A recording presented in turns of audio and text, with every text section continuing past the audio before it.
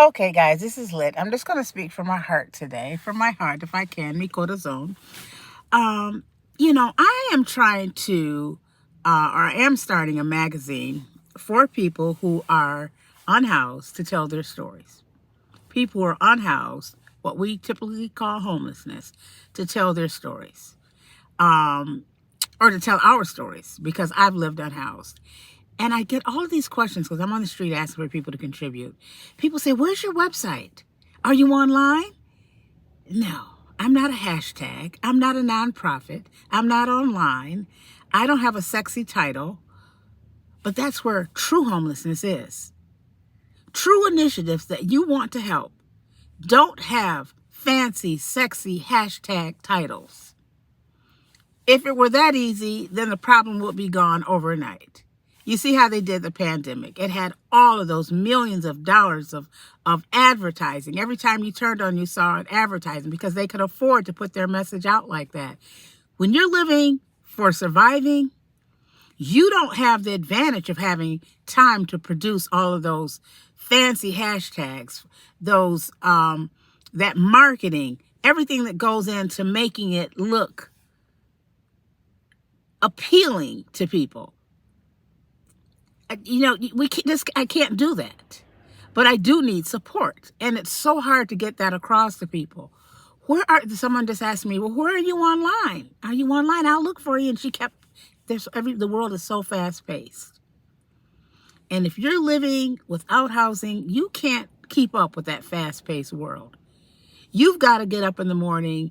First of all, you're not going to be able to shower in the same place you slept overnight. 9 times out of 10, you've got to probably walk a mile or two to even get to a shower.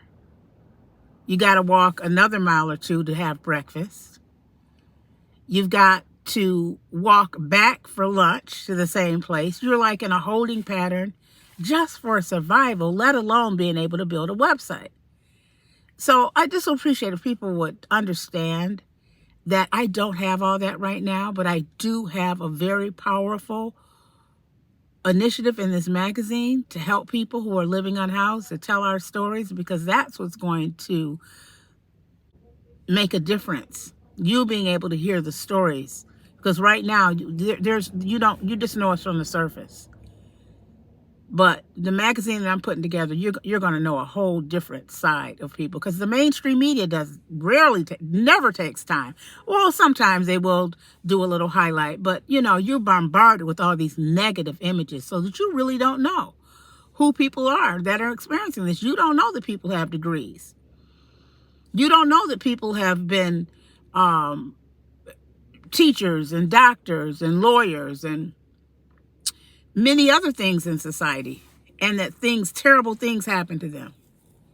You just think everybody's a drug addict. And I admit it, you think everybody's a drug addict and on alcohol or severely mentally ill.